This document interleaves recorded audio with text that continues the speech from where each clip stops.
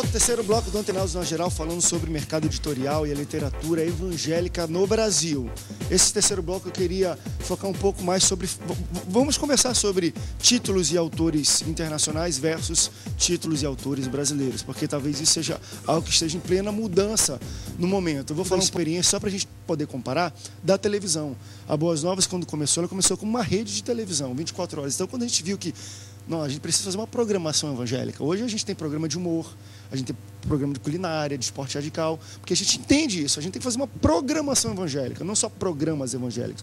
Fazer uma programação que diverte, que faz a pessoa rir, que faz a pessoa pensar, que faz a pessoa aprender, que faz, como é o Antenados, muitas pessoas assistem agora, estão aprendendo e entendendo um pouco mais sobre tudo isso. No início a gente não tinha programação, porque não existia know-how, não existia quem escrevesse, e a gente fazia muita coisa. E a gente tem até que hoje está quase desativado no setor de dublagem. Como a gente não tinha muito material, vamos pegar livros, vamos beber da fonte americana, vamos trazer de lá, vamos dublar, vamos botar filmes, programas, documentários. Hoje, se a gente colocar uma hora por dia é muito. Por quê? Porque a gente está cheio de gente boa aqui, cheio de gente escrevendo, fazendo, apresentando, know-how está todo na televisão. Isso tem mudado muito. Na literatura, estamos passando por esse momento ou ainda a maior influência e venda e tudo ainda são de escritores e títulos internacionais? Sim, infelizmente ainda o percentual de autores estrangeiros é muito grande no Brasil, né? O Philip Yancey, por exemplo, vende muito. Não que seja ruim, porque eles são bons muito, mesmo, né? Exatamente. O Charles Swindoll vende muito e outros vendem muito. Tudo bem. Precisamos, portanto, investir muito mais no autor nacional. E precisamos... Vende muito. Precisamos, inclusive, criar seminários. Por que não? Seminários, laboratórios, vamos ter que fazer... as editoras têm que investir mais. Por que a gente não tem, por exemplo, o aparecimento de novos poetas? Porque não há estímulo para a poesia. Diz que poesia não vende. Quem falou que não vende? Não vende porque não tem, você não lança. E também não há um lastreamento, uma formação dos bons poetas, ou dos bons ficcionistas mesmos. Nós temos que debater literatura na sua plenitude. Quantos pastores não pregam em provérbios? A maioria só prega em provérbios. Então, a maior poesia que você pode ver, querido, na vida está na Bíblia. Exatamente. E a galera está pregando, ou seja, é bom. Precisamos, portanto, tem isso, né? Isso que é fantástico da Bíblia. A Bíblia pegou tudo, tem ação, tem tudo. Ficção, não sei, né? Apocalipse tem um pouco de interpretação. Mas sabe o que eu acho engraçado? Sabe o que eu acho engraçado? É aquilo que você falou do evangélico, ele, né, filtrar muitas coisas, passar a peneira mesmo quando a gente escreve ficção. Você sabe o cuidado que a gente tem que ter. Ele pega, passa na Bíblia aqui. Porque a Bíblia é a história onde tem mais personagens, pessoas imperfeitas, histórias de pessoas imperfeitas. É verdade. Não tem um lugar que tenha mais. Agora, quando você pega um livro, o primeiro erro do seu personagem... Opa, peraí, mas ele não era cristão? Gente, cristão erra. É justamente isso sobre o que falou. Eu não posso deixar de redimir o meu personagem. Mas que ele vai errar é óbvio. E é por isso que eu tenho vendido tanto no mercado secular, porque eles criam empatia. Porque, nossa, mas ele faz isso? Nossa, mas ele também pensa isso? Às vezes um pensamento maldoso, porque ninguém é totalmente bom. Na verdade, nós filtramos as coisas, o Espírito Santo vai transformando, mas você nunca vai ser perfeito.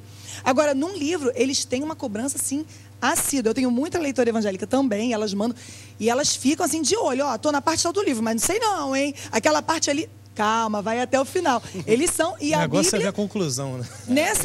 Imagina se eu tivesse escrito a história de Davi, acho que eu ia me tacar pedra, né?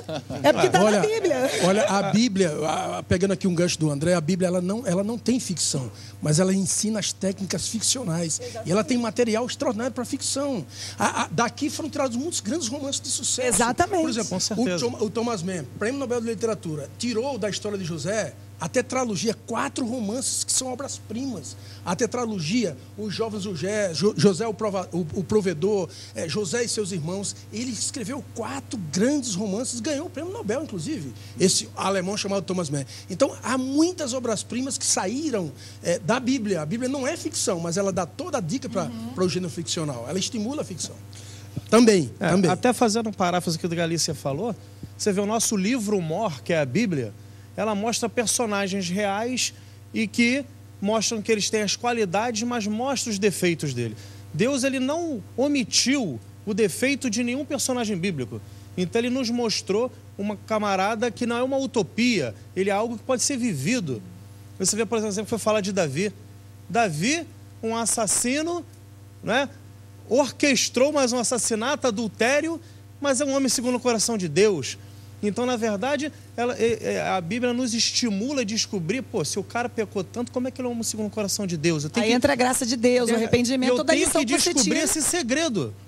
Como eu vou descobrir esse segredo? Lendo e entendendo mais. Aí entra o papel dos autores e dos pregadores, aqueles que ensinam, de desvencilhar, né? De elucidar as dúvidas e passar para o povo a verdade legítima através do livro. Através de um livro ficcional, por exemplo, que eu vou criar ali um personagem ou um livro teológico real, mesmo, exegético um livro teológico, também. exegético, onde eu vou destrinchar a palavra de Deus e trazer bem mastigadinho para que o povo entenda.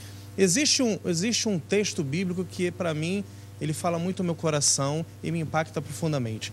É que o meu povo se perde por falta de conhecimento. Eu fui profundamente impactado, Marcelo, por esse texto. Em cima do que você está falando, que é brilhante, o próprio Jesus, ele fez necessário que ele criasse parábolas para chamar atenção e ensinar.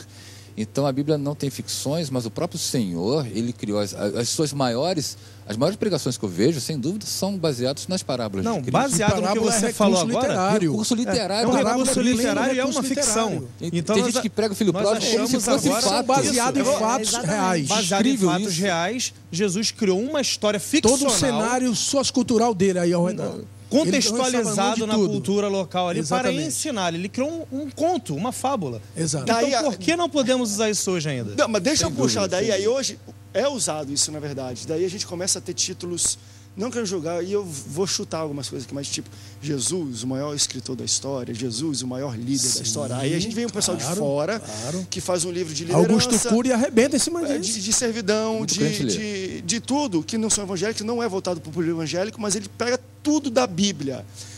E temos livro, a Cabana, a gente está até conversando aqui, eu já vi pregações de pastores, até americanos, descendo cajado em pessoal que lê, não sei o quê, meio que falando assim, gente, isso não é evangélico ou não é Bíblia.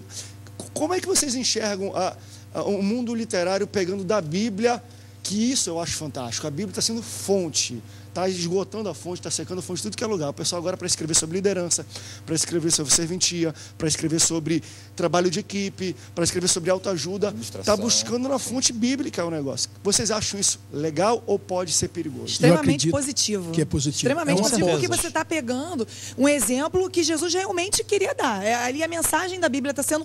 Porque às vezes a pessoa não lê a Bíblia. Mas a necessidade, ela quer aprender, ela quer ter um ensinamento. Sobre a Bíblia, né? E aí, aquele autor que pega da fonte bíblica, que ensina e destrincha aquilo para a pessoa que de repente não tem ou nunca pegaria uma Bíblia na vida, ela está fazendo um bem para aquela pessoa.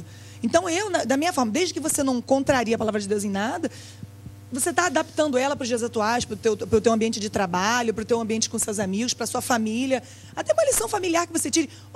Quer ver um exemplo? Eu trabalho com livros escolares. Agora eu vou lançar, inclusive, um livro chamado A Garota do Outro Lado da Rua. Como o livro é trabalhado em escola, ele não pode ter nada ligado à religião. Mas eu sou cristã. E eu entendo que os jovens dessa geração precisam de conceitos totalmente diferentes do que eles têm aprendido na mídia. Então, o que eu faço? Tudo aquilo que eu aprendi na Bíblia, eu faço as cenas de personagens, as situações que levem eles a refletir sobre tudo aquilo que eu quero sem citar uma vez a Bíblia. Passa sutilmente essa informação. Passa exatamente, porque eu estou tentando passar isso. Na verdade, ali eu não estou tentando levar a salvação para o meu leitor. Eu estou tentando que ele aprenda alguma coisa. Né? Nesse meu próximo livro fala sobre relacionamento. Esse mesmo que fala sobre bullying, que é uma coisa que está super em evidência. O que a palavra de Deus diz sobre como a gente deve tratar o próximo? Eu pego isso, destrincho isso dentro dos personagens, passo a mensagem e eles nem percebem que eles ali estão tendo um ensinamento. Conduz sutilmente a palavra de Deus. Uma vez eu conversando com um grande empresário brasileiro, eu até ri, porque eu me deparei com essa fala dele. Não sei o que, conversa vai, conversa vai. Ele, não, como disse Jesus, né, no livro Jesus, o maior líder da história. Eu pensando que ele ia citar a Bíblia. Rapaz, ele vai citar a Bíblia no maior livro da história. Mas olha lá, talvez ele nunca... Mas ele já está a caminho, ele vai encontrar a Bíblia. Ele está a caminho. Ele pega esse livro e alcança ele. Isso é válido, é válido. E é uma linha muito Paulo tênue, falou isso. Eles faziam de mas tudo também é perigoso. Para ganhar tudo. Né? Pois é. Eu acho que o Espírito, ele inspira. Como disse Jesus no livro Jesus, o maior líder. Tem um perigo aí também. Né? Por exemplo, eu conheci um Jesus maravilhoso. Eu estava falando com os amigos. Eu conheci, muita gente conheceu um Jesus maravilhoso lendo J.J. Benítez, Superação Cavalo de Troia 1. Aquele Jesus eu queria para mim. Né? E eu conheço amigos de trabalho também que leram a Cabana e foram evangelizados, abre aspas, evangelizados lendo a Cabana. A mesma coisa há com C.S. Lewis também, né? Então, mas é uma linha muito tênue, porque daqui a pouco você vai acabar se apaixonando por um Jesus e tal. Mas aí entra o evangelista que trabalha. Aí é que entra após o conhecimento daquele personagem Jesus, daquela mensagem cristã, aí tem que ter um amparo. Mas eu acho que se gerou o desejo de ser alcançado na pessoa, já e tá Deus é bom, Deus vai alcançar. Exatamente, você tá entendendo? Veja um exemplo. Você falou de C.S. Lewis. Virou moda transformar livros em filmes, né? Então você vê as Crônicas de Nárnia saindo aí pela Disney e eu achei fantástico, uma porta fantástica. Eu chorei no cinema, porque eu vi assim, é um mundo de fábula, onde se vê duendes, etc., bruxas, mas você vê os conceitos sobre o cristianismo religioso entrando sutilmente ensinando. Pra gente fica tão claro, né? Claro, no cinema, mas eu fiquei caladinho, mas eu ouvi uns glória a Deus, aleluia, no cinema. Glória a Deus. No último agora, eu falei, no último filme agora, eu achei fantástico, que é uma cena perto do final do filme, que as crianças chorando, poxa, nós vamos vê-lo mais, e a Aslan, o leão, fala, olha, vocês vão aprender a me reconhecer no mundo de vocês, porque lá eu tenho outro nome. Eu gritei, Jesus! Dentro do cinema.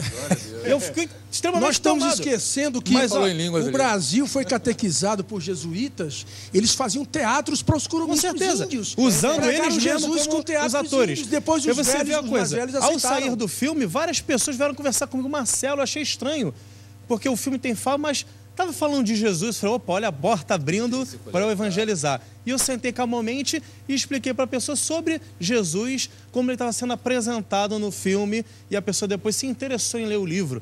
Eu achei interessante que se você chegar para uma pessoa que não é cristã e oferecer uma Bíblia, talvez ela torça o nariz para você. Fala assim, a Bíblia é um livro muito grande, é um livro chato, que vai dizer que eu tenho regras para que eu devo fazer, o que eu tenho que fazer ou não fazer. Mas se você dá a ele livros que ensinam sutilmente a palavra de Deus, lá na frente ele vai ler a Bíblia. Marcelo, e Deus sabe disso e pegou você, pegou a mim, pegou a pastora, pegou ela, para falar, ok, toma aqui. É um novo caminho sendo vinculado. Vamos para um rápido break, daqui a pouco a gente volta para o último bloco. No último bloco eu vou querer abordar duas coisas só, que não sei se a gente tem muito tempo para isso. Primeiro, nós estamos vivendo talvez o grande auge da literatura evangélica da história. Vou só citar um título, né, que, claro, todo mundo vai conhecer do Rick Warren aqui, né, Uma Igreja com Propósito, uma vida com propósito. Dizem que é o segundo livro mais vendido do mundo depois da Bíblia. Eu não sei se é verdade, mas segundo coisa, ouvindo falar, é uma das maiores explosões de venda da história. Há controvérsias, porque realmente, mas que é um livro de imenso sucesso. A gente está vivendo um momento de um negócio absurdo. E aí também, por último bloco, que gênero falta ainda a nossa literatura evangélica mundial, mas no Brasil mesmo, explorar onde nós estamos falhando, onde vende bem, onde tem espaço para crescimento que nós não estamos sabendo explorar, como talvez na poesia e outros mais. Vamos falar isso no próximo bloco. Muita coisa boa. Não sai daí não, tá? O Antenados na Geral volta já, não sai daí.